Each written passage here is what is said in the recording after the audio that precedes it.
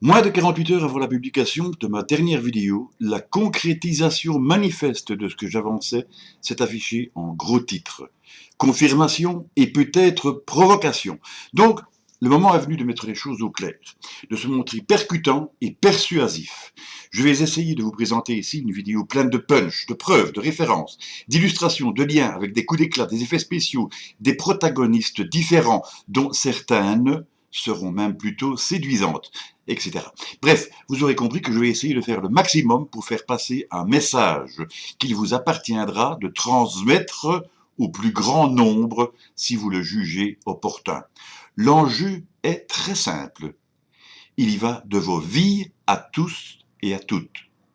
Et il y va tout simplement de votre réduction à l'état d'esclave, d'être robotisé, de personnes lobotomisées et, disons-le franchement, sodomisées. Je suis désolé, mais je n'ai pas de meilleur mot pour vous faire comprendre. Alors, si ça vous fait une belle jambe, si ce programme vous laisse froid, et si cela vous laisse indifférent de savoir qu'il existe derrière tout cela une vaste question de pédophilie et de satanisme parfaitement compatible avec les études du CERPI, alors zappez cette vidéo. Vous êtes encore là? Soyez les bienvenus dans cette vidéo. On y va tout de suite. On va commencer sur le mode mineur, histoire de s'échauffer. Mais rassurez-vous, on va très vite en arriver au mode turbo. Et juste pour vous dire que je ne laisse rien au hasard, à l'usage de ceux qui auraient zappé, j'étudie aussi leur cas. Voyez plutôt.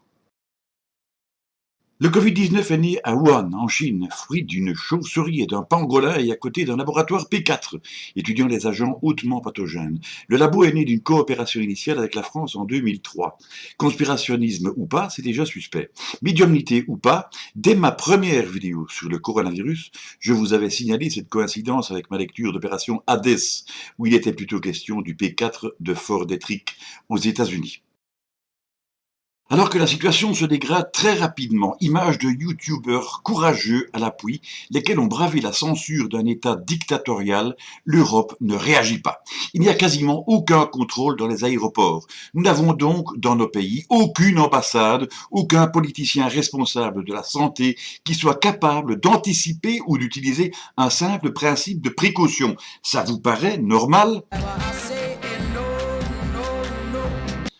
Les gens qui nous gouvernent semblent avoir complètement oublié que nous vivons au 3e millénaire et que les voies de communication se sont considérablement développées. Ils décrètent qu'il y a très peu de chances que le virus vienne chez nous. De toute façon, nous sommes prêts, il n'y a aucun souci à se faire. La preuve par la situation que nous avons vécue. C'est normal aussi. Nous sommes prêts sur le plan sanitaire, mais on a vu le scandale des numerus clausus, les restrictions appliquées tous azimuts, le manque de matériel et de moyens, la dévalorisation des personnels, les fonds qui ont été supprimés, les masques qui ont été détruits et leurs réserves stratégiques qui n'ont pas été renouvelées. Si on avait voulu préparer le terrain, on n'aurait pas fait mieux. Pourtant, les épidémiologistes savaient pertinemment bien qu'une pandémie était imminente. Ça vous paraît normal ? Mais peut-être pensez-vous que ce n'était qu'une question de timing. Alors, j'en reviens à une autre lecture. Il faut juste savoir que le livre date de 2013. Mais nous avons des gouvernements qui gèrent très bien la situation. Des centaines de milliers de morts en sont les témoins et avec eux leurs familles. Pendant de longues semaines, ils s'avéreront incapables de résoudre le problème des masques. Ils s'adresseront à des États voyous qui les berneront, recevront du matériel non conforme qu'ils se feront d'ailleurs voler. Ils interdiront des remèdes avérés mais autoriseront des euthanasies provoquées. Ils laisseront les maisons de repos presque à l'abandon et nous gratifieront d'un verbiage cacophonique et incessamment contradictoire. Est-ce cela une gestion responsable?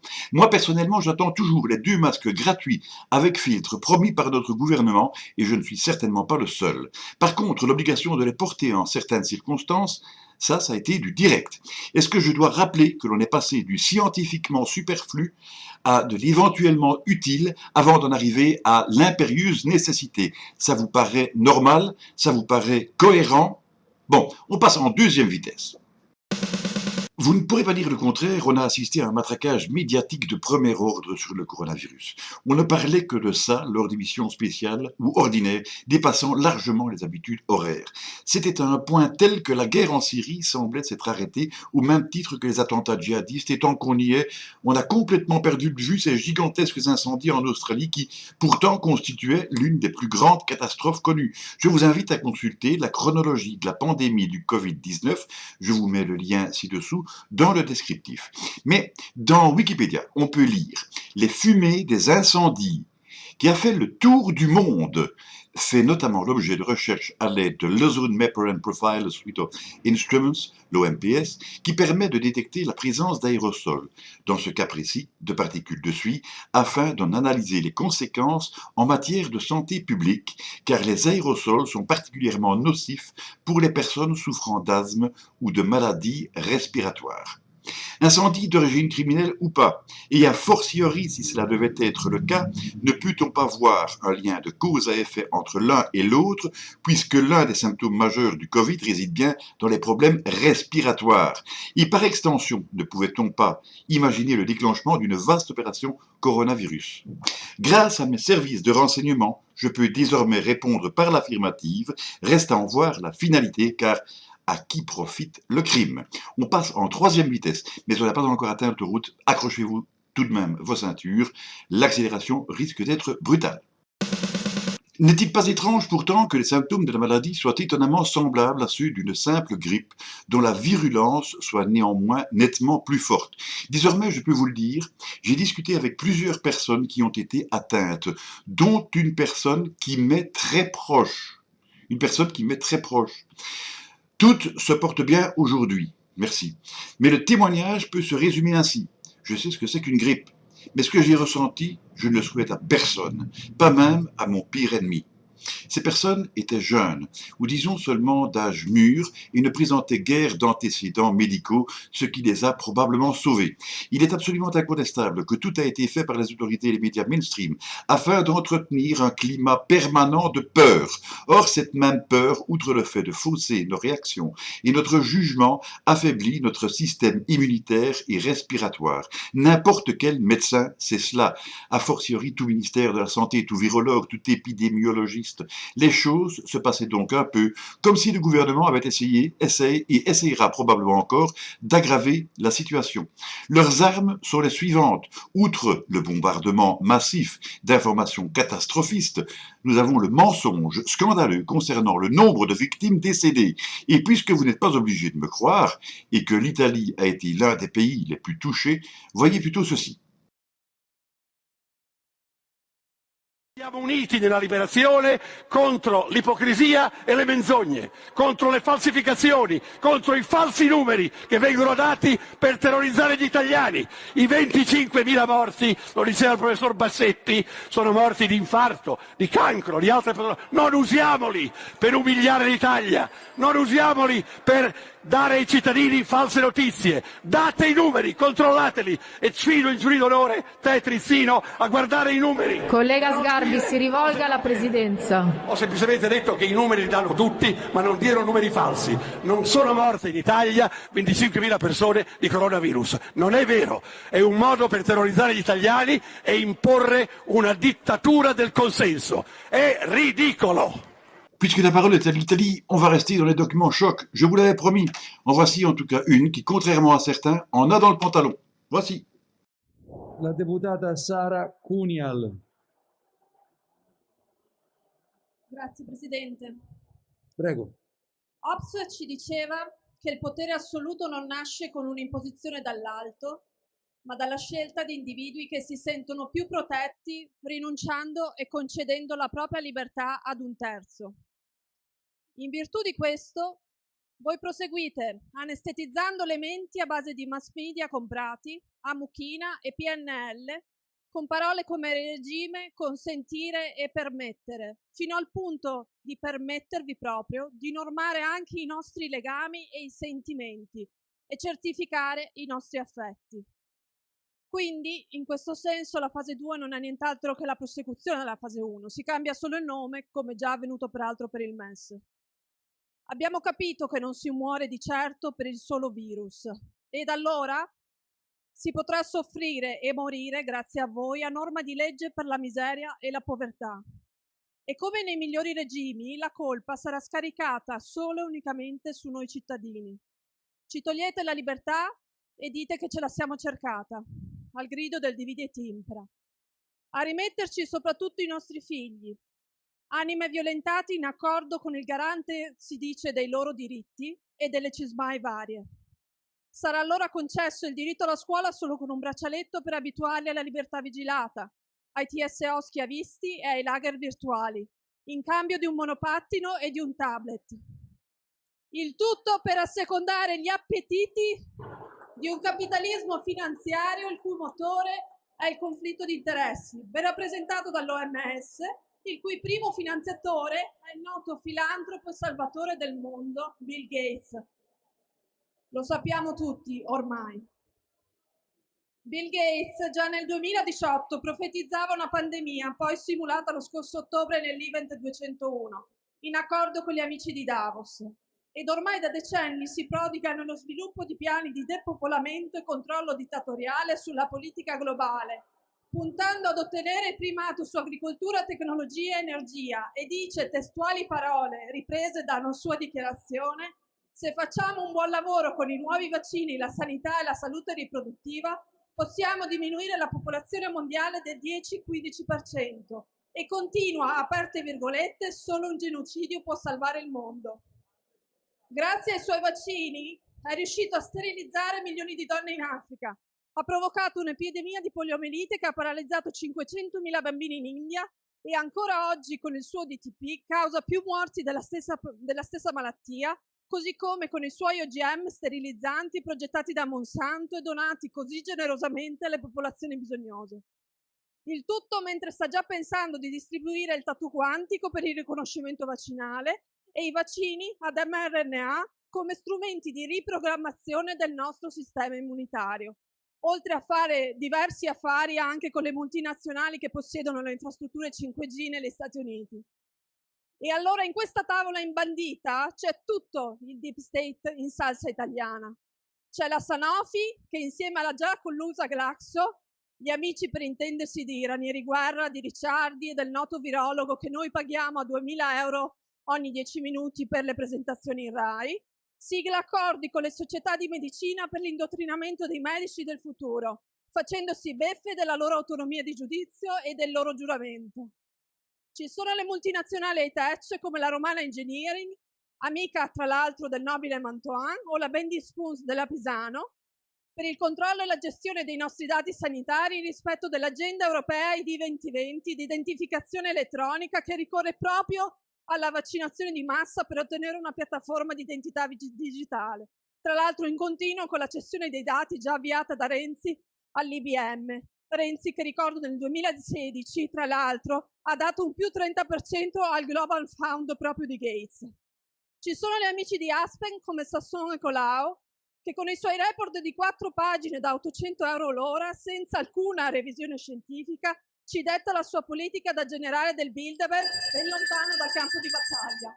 Ma l'elenco è lungo, molto lungo. Ci sarebbe anche la Medtronic di Arcuri, eccetera, eccetera. Il contributo italiano all'Alleanza Internazionale contro il Coronavirus sarà di 140 milioni di euro, di cui 120 a Gavi Alliance, proprio la no profit creata dalla Fondazione Gates. E sono solo la parte dei 7,4 miliardi di euro recuperati dalla Commissione europea per trovare i vaccini contro il coronavirus, che serviranno proprio a quanto sopra descritto. Nulla ovviamente per la sieroterapia, che ovviamente ha il terribile effetto collaterale di costare pochissimo, tanto meno per non parlare della prevenzione, quella vera, che riguarda il nostro stile di vita, la nostra alimentazione e il nostro rapporto con l'ambiente. Il vero obiettivo di tutto questo è il controllo totale, il dominio assoluto sugli esseri umani ridotti a cavie e schiavi, violandone sovranità e libero arbitrio. Il tutto tramite i vostri inganni travestiti da compromessi politici. Allora, mentre voi stracciate il codice di Norimberga con TSO, multe, deportazioni, riconoscimento facciale e intimidazioni, avallate dallo scientismo dogmatico protetto dal nostro pluripresidente della Repubblica, che è la vera epidemia culturale di questo paese, noi fuori con i cittadini moltiplicheremo i fuochi di resistenza in modo tale che vi sia impossibile reprimerci tutti.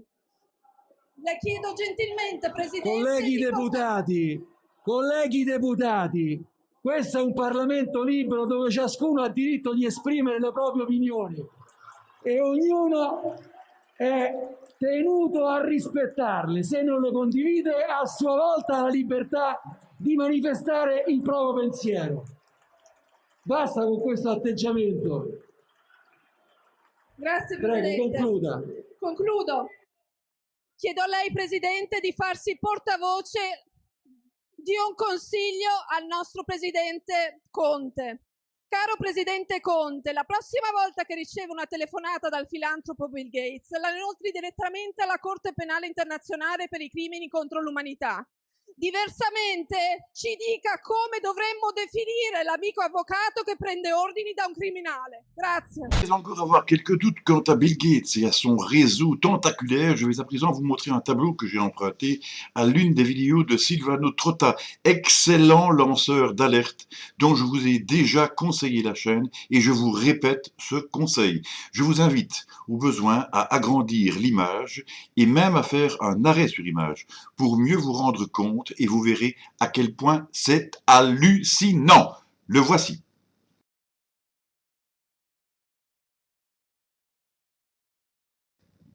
Ok, gars, 4e vitesse.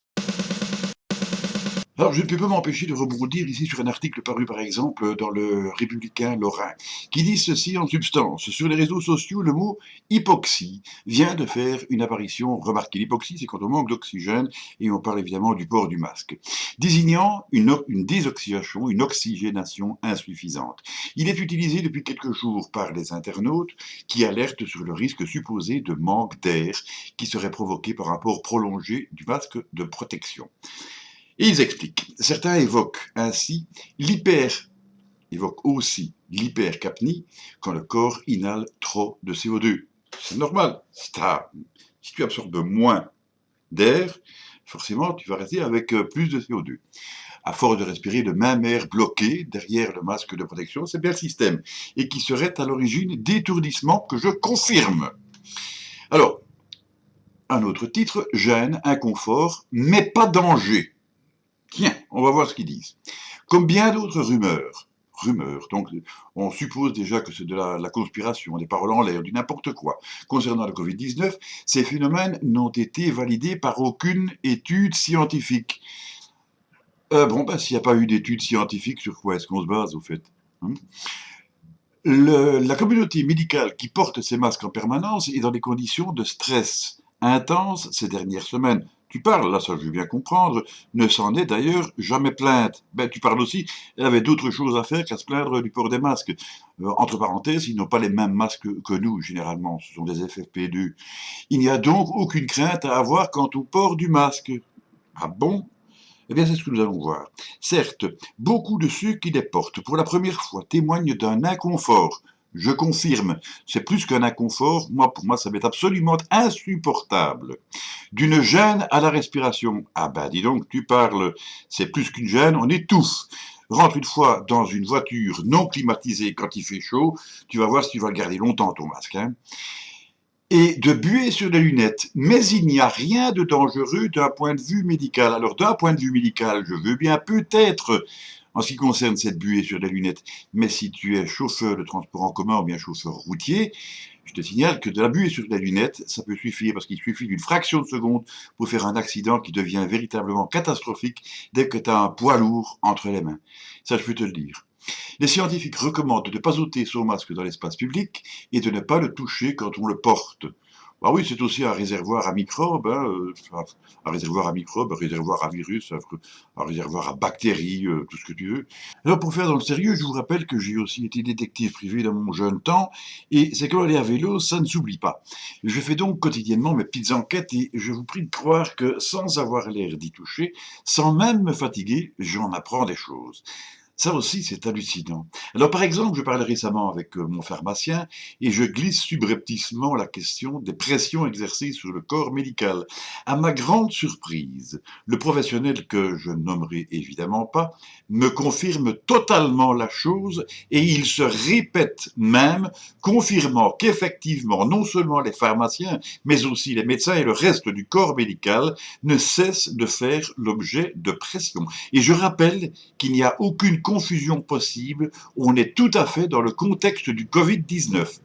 Au sujet de la disparition programmée du cash, je vous en faisais part il n'y a pas longtemps, et je vais me permettre de reprendre un passage de l'une de mes vidéos, parce que ce serait tout de même un comble si on me reprochait les droits d'auteur. Vérification number one. Réouverture prochaine des magasins de mode, vêtements et autres textiles. Extrait d'images vues à la télévision. Paiement par carte avec utilisation d'un coton-tige sur le terminal. Pas de ticket de caisse, celui-ci sera délivré par email. Waouh! Dispositions et précautions pour éviter la contamination, d'accord, mais il ne faut pas pousser Bobonne dans les orties. D'abord, il existe encore des personnes qui n'ont pas Internet, qui n'ont ni de messagerie, ni même de smartphone, même si ça devient rare. Ensuite, on n'est pas obligé de communiquer son adresse email, ce qui, à mes yeux, ouvrirait la porte à des incursions indésirables. Par contre, le ticket de caisse peut tout à fait être exigé et son absence pourrait provoquer de graves conséquences, par exemple en cas de soupçon de vol. Ensuite, si le paiement par carte bancaire est naturellement vivement conseillé, souhaité, privilégié dans le contexte actuel, en revanche, il est interdit aux commerçants de refuser le paiement en espèces. Pour m'en assurer, je me suis renseigné auprès de la police, auprès de la section gouvernementale spécialement dédiée aux questions concernant le coronavirus. Et peu après la rédaction de mon texte, j'en ai encore eu la confirmation via BelRTL qui en a parlé comme s'il y avait eu transmission de pensée. Les seuls cas où le paiement en cash peut être refusé concernent le principe de proportionnalité, le soupçon de faux billets, de billets endommagés ou un nombre trop important de pièces de monnaie. En dehors de ça, basta. Pourtant, plusieurs grandes enseignes se montrent formelles à cet égard et je vous invite à rester tout aussi ferme puisque vous êtes dans votre bon droit. Mais tout ceci nous permet de vérifier par la même occasion que la volonté de faire disparaître le cash au profit de l'argent virtuel est une tendance de plus en plus marquée, favorisée par la présente pandémie.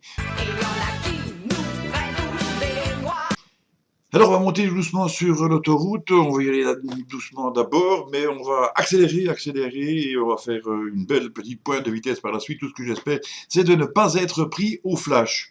Alors donc, première question, mais pourquoi supprimerait-on donc l'argent liquide? Alors je vais tout d'abord signaler que ça fait déjà longtemps qu'on en parle et que maintenant ça nous pend au nez. Attention, c'est important ça. Les raisons officielles résideraient dans la volonté de supprimer le blanchiment d'argent et le travail au noir. En même temps, ça ferait des économies pour l'État qui ne devrait plus frapper ses pièces ni réaliser ses billets en veillant à y insérer des systèmes antifraude. La volonté, en finale, c'est d'en venir au tout numérique. À partir du moment où tout se résume à des inscriptions concernant de l'argent qui est devenu virtuel, on peut tout contrôler et même se servir à distance dans votre portefeuille virtuel. Mais vous allez me dire, c'est du vol. Oui, bien sûr, mais n'oubliez pas que le vol en série a déjà commencé depuis un bon petit bout de temps. On nous a assignés à résidence, on nous a interdit de voir nos proches, certains se sont vus interdits de travailler, on nous a volé tout rapprochement social, même entre parents. La possibilité a même été évoquée de pouvoir tout naturellement s'introduire chez vous. Et je rebondis à ce sujet sur les propos de M. Bertrand Carrois, qui je crois est inspecteur de police, et que je vois en tout cas souvent sur la route, auquel j'ai déjà fait signe, et il m'a répondu, je lui ai même déjà demandé un autographe, mais c'était pour rire parce que je n'avais pas le temps, et lui non plus, et je l'ai déjà vu occupé de se faire filmer par la télévision. C'était d'ailleurs amusant puisque moi je filmais le tout. Bon, ce monsieur avait dit à la télévision que oui, bien sûr, la police a le droit d'entrer comme ça chez vous. Ah! Eh bien, le jour même, cela a déjà fait l'objet d'une mise au point de la part du porte-parole de la police. C'est loin d'être aussi simple. Et je confirme, Monsieur Carrois, le domicile privé reste inviolable, sauf dans certains cas particuliers très spécifiques. Je vous prie de croire que, à défaut de commission rogatoire, de mandat de perquisition ou d'un avis particulier du parquet du procureur du roi, Chez moi, vous n'entrerez pas si vous n'y êtes pas invité. Je crois que ça c'est clair. Prenez garde à ne pas refaire la loi dans le sens où cela vous arrange. Ça ne s'adresse pas spécifiquement à vous, M. Garoua, mais à l'ensemble de la police. Attendez encore un peu. Pour le moment, plus pour longtemps sans doute, nous ne sommes pas encore en véritable dictature.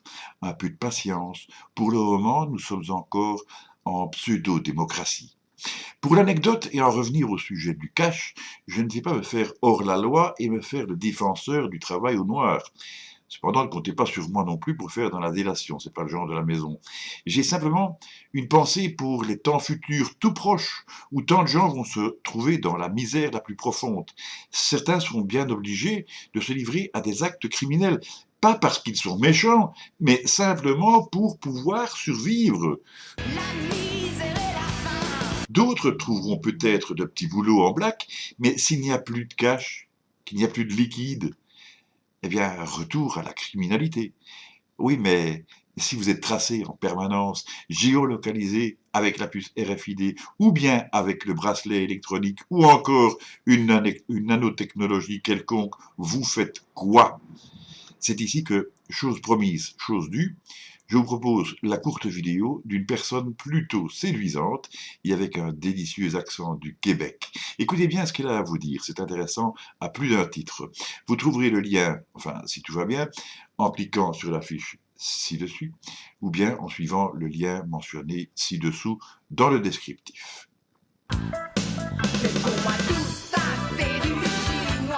Eh bien ma belle, tu ne crois sans doute pas si bien dire. J'ai bien aimé le « ils veulent pas qu'on les fourre ». Ça me fait penser à la parole d'un ami qui me disait « si l'État n'aime pas les voleurs, c'est parce qu'il a horreur de la concurrence ». Bon, il va quand même falloir accélérer un coup là. Je vais donc poursuivre rapidement avec les résultats de mes enquêtes. Et tout d'abord, oui, c'est sûr, on est occupé de nous implanter la 5G. J'ai envie de dire de gré ou de force. C'est le journal Le Vif, qui n'a rien de conspirationniste, qui annonçait que 30 communes bruxelloises, excusez du peu, avaient déjà vu l'éclosion, si je parviens à le dire, des antennes ad hoc, en l'absence de toute consultation, de tout principe de précaution. Allons-y. Il y a toutes les chances que ce soit vrai un peu partout ailleurs, et en témoigne une expérience que j'ai réalisée à plusieurs reprises. La puissance de pénétration des ondes a considérablement augmenté, et les cages de Faraday traditionnelles n'y résistent plus. C'est-à-dire que par un principe d'adaptation des fréquences réalisé par un système forcément extérieur, je pouvais désormais capter des communications qui étaient, jusqu'il y a peu, totalement impossibles. J'ai aussi remarqué, outre 1000 bizarreries dans mes télécoms qui démontrent que je suis déjà fliqué à mort, peut-être justement parce que j'essaie de vous mettre en garde contre ce flicage, la réactualisation parfaitement sécurisée de mon réseau. Bien, jusque-là pas trop de problème, mais sécurisé par qui? C'est là que j'apprends que mon fournisseur d'accès se base sur un système militaire, évoluant toutefois à un état de sécurité naturellement inférieur à celui de l'armée. Bah, tu m'étonnes, encore heureux. Mais comme ce n'était pas fait pour me plaire, j'ai court-circuité ce système pour le remplacer par un autre que j'estimais plus safe. Ah, j'y suis arrivé, mais on n'échappe pas aux GAFAM. Bon, mais comme je n'aime pas trop que les militaires, ni que qui que ce soit d'ailleurs, vienne mettre son nez dans mes affaires, je leur ai rendu l'appareil et c'est ainsi que j'ai pu voir les barils d'hydroxychloroquine des militaires en question. Ça vous dit quelque chose?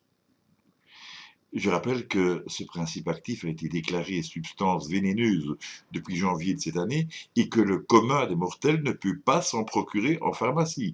Pour l'azithromycine, pas de problème, du moment que vous avez une prescription médicale, ça va. Pour le reste, c'est-à-dire l'hydroxychloroquine, là, il faut se lever tôt.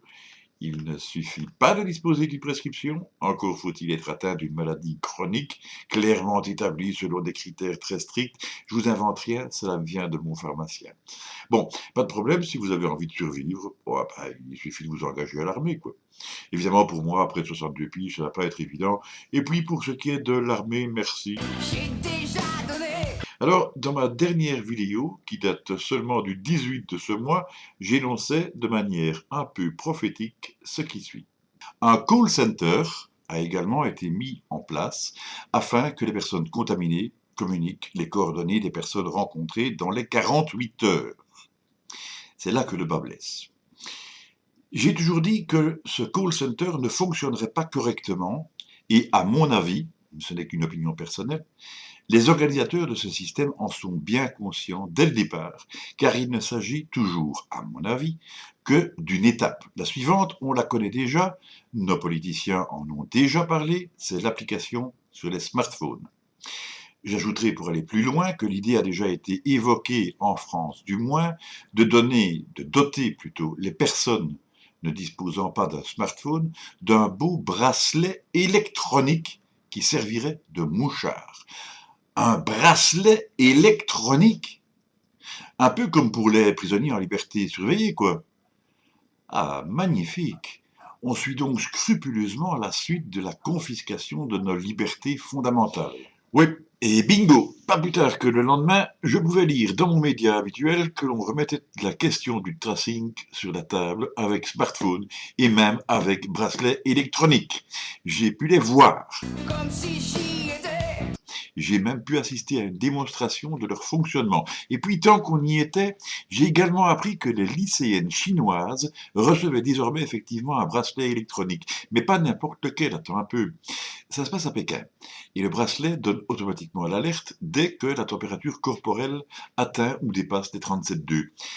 Non mais attends, à ce compte-là, moi tout à l'heure, j'aurais déclenché l'alerte et vu débarquer la police parce que j'avais justement 37,2. Sauf que, si on se renseigne un peu, on voit que la température humaine oscille normalement entre 36,5 et 37,5. Or donc, les bracelets vont avoir du travail. Seulement la question de la température humaine et de la fièvre n'est pas aussi simple, et la précision varie en fonction de la manière dont on prend sa température. Par exemple, de manière sublinguale, sous la langue, ou de façon axillaire, sous l'aisselle, ou encore par voie rectale, je n'ai pas besoin d'expliquer. Et il se fait que c'est cette dernière qui est réputée la plus précise. Punaise. Le cas échéant, j'espère vraiment qu'on va se limiter au bracelet, parce que sinon, les pauvres lycéennes, ça risque de ne pas être marrant, surtout lors des cours de gymnastique. Alors, fort heureusement, si j'ai bien retenu mes cours, si on ne procède pas par voie rectale, il faut se livrer à une extrapolation et ajouter entre 0,5 et 0,9 à la température indiquée. Non mais vous imaginez tout ce que cela implique? Effectivement, il y a intérêt à respecter la distanciation sociale, sinon on obtiendrait l'effet poussin. Vous savez, les petits poussins qui se blottissent les uns contre les autres pour se réchauffer. Pas trop intérêt à rester trop longtemps au soleil non plus, ni à se mettre près du radiateur, sinon tu vas voir débarquer les flics. Mais comme d'habitude, vous allez me dire, oui, mais ça se passe en Chine et on n'est pas en Chine. Seulement là, je vous répondrai que vous faites le même raisonnement que le gouvernement qui ne bronchait pas parce qu'il croyait que ça ne viendrait pas chez nous. Et puis, de toute façon, il y a pire que cela. C'est le journal Le Point qui l'annonce. Et là, ça se passe en France. Le pire, c'est que l'invention provient même d'un élève qui ne va pas se faire que des amis, car il s'agit de vérifier l'absentéisme, ou le présentéisme si vous préférez. Je vous lis l'extrait. C'est un moyen d'assurer la sécurité des élèves et de lutter contre l'absentéisme, assure Philippine Dolbeau, invitée sur BFM Business vendredi 8 janvier. Donc c'est pas nouveau en plus. Le concept est simple et consiste concrètement à moderniser le mythique rituel de l'appel. Chaque élève doit avoir sur lui, accroché à son porte-clés, son sac à dos, etc., en attendant mieux évidemment, ça c'est moi qui l'ajoute, une capsule connectée, qui entre en contact avec l'application New School installée sur le téléphone du professeur, condamné à avoir un smartphone donc. Automatiquement, le système va vérifier que tous les étudiants sont bel et bien présents, et si l'un d'entre eux ne l'est pas, il se charge lui-même d'envoyer un mail ou un texto aux parents. Le bracelet électronique pour lycéens avec les parents dans le rôle du commissariat. Ah ben, bravo. Je suis tout à fait pour la sécurité, bien sûr, et surtout celle des enfants. Mais trop de flicage tue le flicage. Et moi je regrette, mais je ne peux pas imaginer un seul instant vivre dans ce type de société. Et vous? Eh bien, si vous êtes comme moi, il serait peut-être temps de réagir, et comme je le disais, en 2 juin tu pourrais faire quelque chose! En 2 juin tu pourrais te grouiller le cul!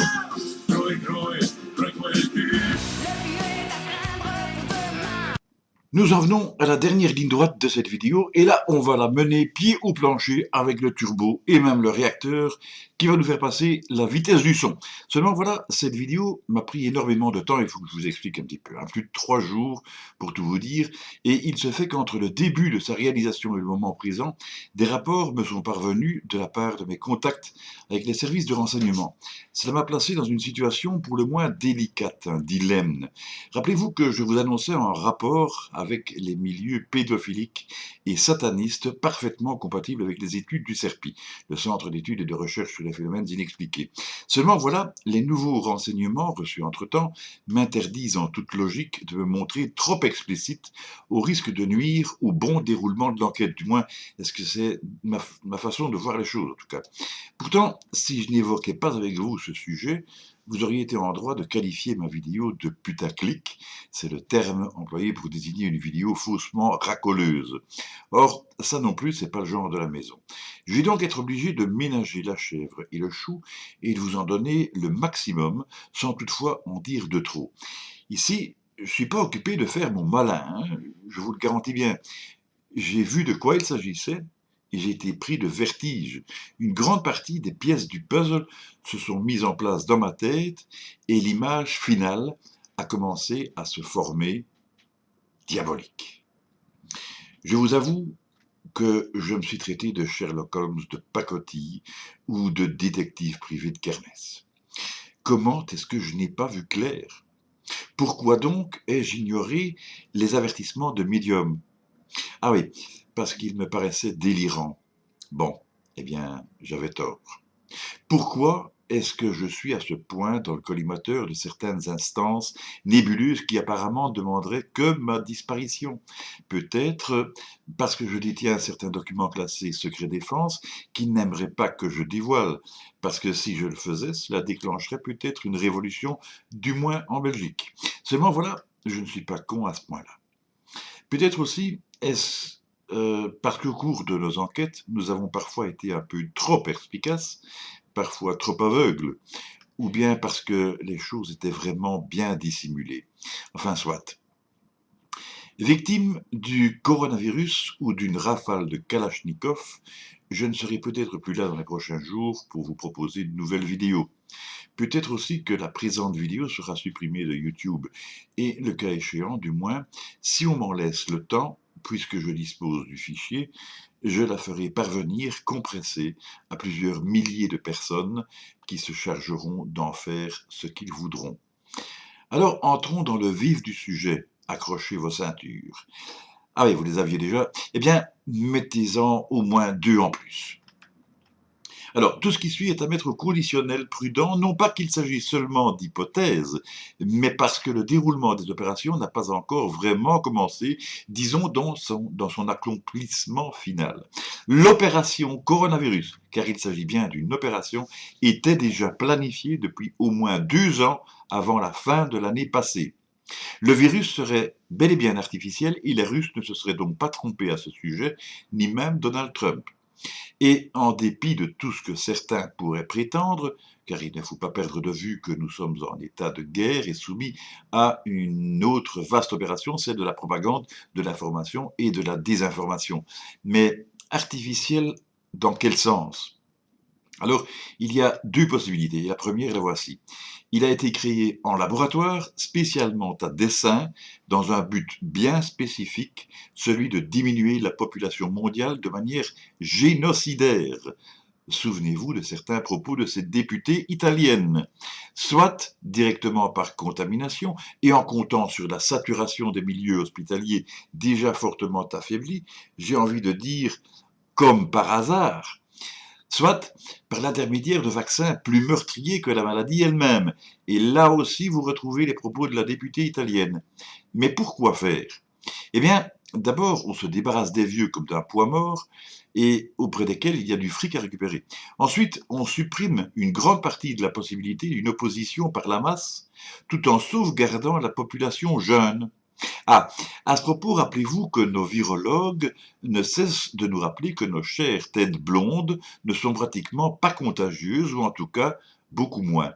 Elles sont tout naturellement protégées par le biais de plusieurs principes scientifiques ou disons médicaux. Soyons clairs, c'est une aubaine pour les milieux pédophiliques et quand les moutons ne sont plus guère protégés par les adultes, les loups peuvent se régaler. En dehors de ça, il y a évidemment des dégâts collatéraux, il y a un effondrement financier, mais ce dernier ne fera que contribuer à l'essor du mouvement par la montée de la criminalité que je vous ai exposé tout à l'heure. Les survivants s'entretueront pour subsister. L'homme est un loup pour l'homme. Mais les multinationales pourront aussi racheter les sociétés en faillite pour une bouchée de pain. On doit trouver une solution à la pollution et peut-être aussi au réchauffement climatique. Et puis, comme tout sera sous contrôle, les choses deviendront bien plus faciles. Que voulez-vous que fasse un troupeau de moutons, hypnotisés, conditionnés, disciplinés, maîtrisés, drogués, sinon aller docilement à l'abattoir ou aux travaux forcés en belles lignes parallèles dans lesquelles chaque individu bâillonné se suivrait à distance réglementaire, si tout ceci vous dit quelque chose.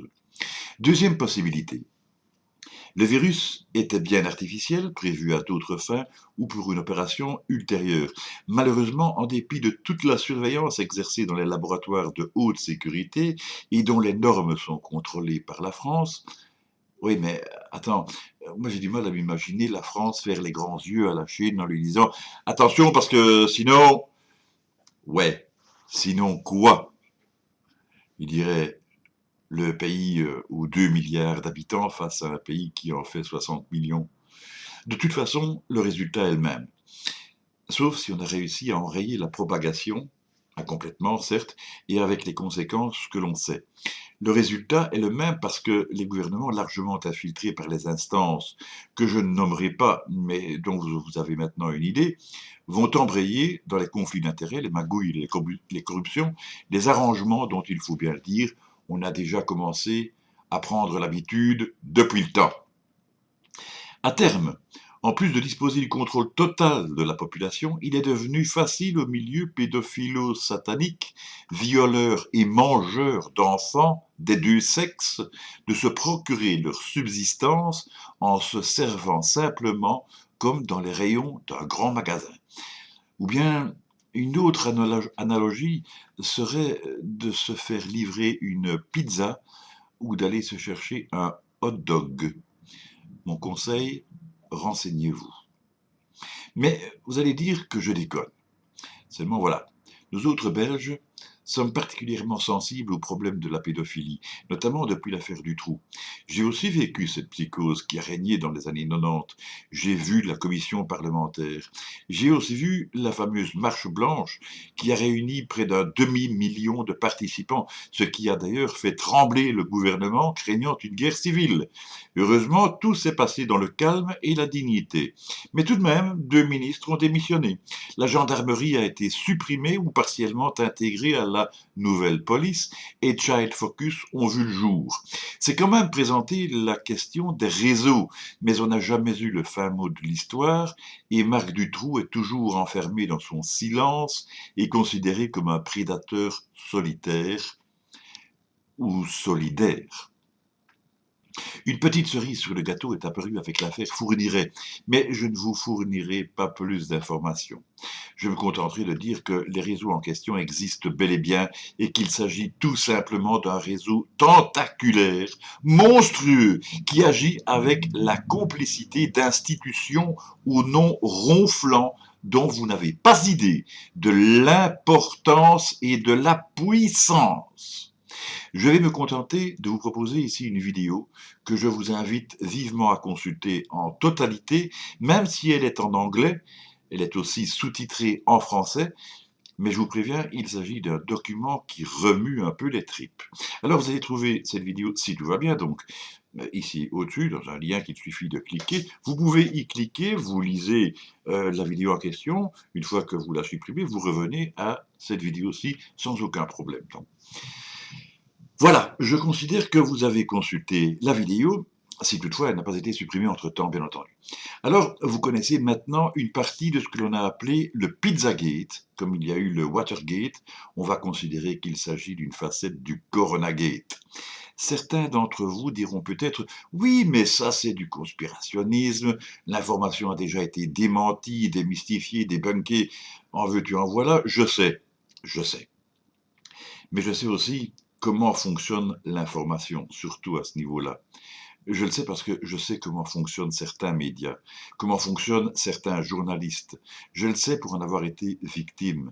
La principale victime était en fait l'information elle-même, ou la vérité, si vous préférez.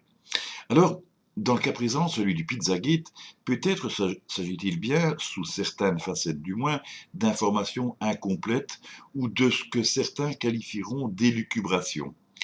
Je vais vous répondre qu'au cours de mes innombrables enquêtes avec le SERPI, je suis passé sans le savoir, sans le remarquer ou sans faire le rapprochement, comme un détective amateur de seconde zone, je vous l'avoue là, donc je suis loin de me mettre sur un piédestal, à côté de preuves concrètes, de témoignages parlants, de trucs inimaginables qui auraient pu me mettre la puce à l'oreille.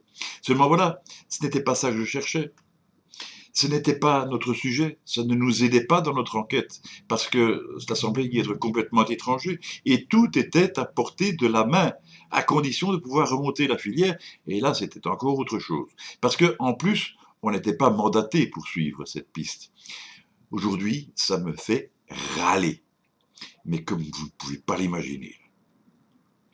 Toujours est-il que, d'après mes renseignements, eh bien, non seulement la vidéo que je vous ai proposée est tout à fait à prendre au sérieux.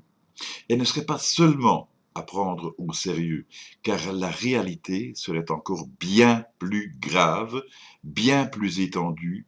On est encore très loin de la très cruelle réalité de terrain.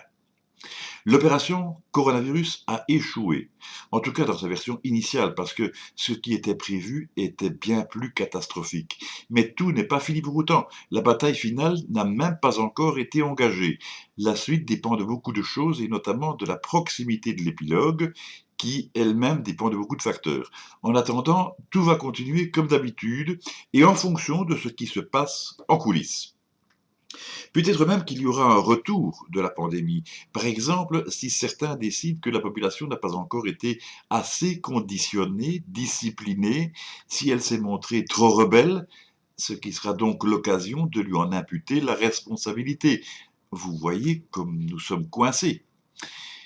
Je ne peux pas vous en dire plus, pour les raisons que j'ai déjà exposées. Mais quel que soit le clan des vainqueurs, des événements très proches vont avoir lieu, et l'aboutissement ressemblera très fort à ce que l'on appelle communément l'apocalypse, avec son 666, le chiffre de la bête. Il y aura deux possibilités. Une version soft, seulement abominable, et une version hard, que je préfère ne pas décrire, mais qui théoriquement ne devrait pas avoir lieu. Il y a juste une chose que je peux encore dire avant de nous quitter, c'est que je comprends maintenant mieux pourquoi nos militaires ont de l'hydroxychloroquine et qu'ils ne sont pas les seuls. À vous de comprendre le reste par vos propres recherches. Ah, une dernière chose. Maintenant, je me sens un peu comme dans la peau de Jos Beaumont, dans le film Professionnel. Vous savez, la scène finale où Jean-Paul Belmondo s'apprête à monter dans l'hélicoptère et où sa vie ne dépend plus que d'une décision ministérielle. Ou bien il s'en va dans l'hélico, ou bien on demande à Farge de l'abattre. Si vous voulez un conseil, restez pas dans le champ de tir. Il me reste à vous souhaiter plein de bonnes choses. À bientôt, peut-être. Salut!